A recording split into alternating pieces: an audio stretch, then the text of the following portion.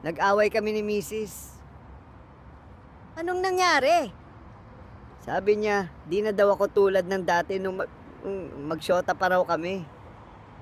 Oh, tapos, anong ginawa mo? Nag-date kami. Kumain kami sa labas. Yun naman pala eh. Bakit siya nagalit? Pagkatapos kasi namin kumain, Anong ginawa mo? inuwi ko siya sa parents niya.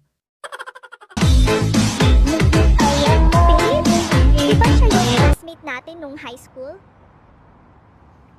Si Balong. Oo, nalulong kasi yan sa bisyo kaya nagkaganyan eh. Kawawa naman. Anong ginagawa niya?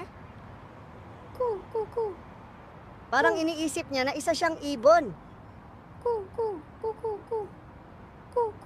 Ano naman yung ginagawa niya ngayon? Iniisip niya na lilipad siya.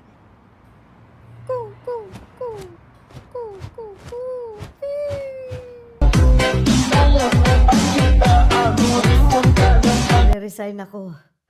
May sakit kasi ako. Cancer sa ngalang-ala. Ha? April Fools! Wala naman talaga akong sakit. May sahod na. Pumunta ka na dito. Okay, boss. Maliligo lang ako. April Fools! Wala pang sahod at wala ka na ring trabaho. Ha ha!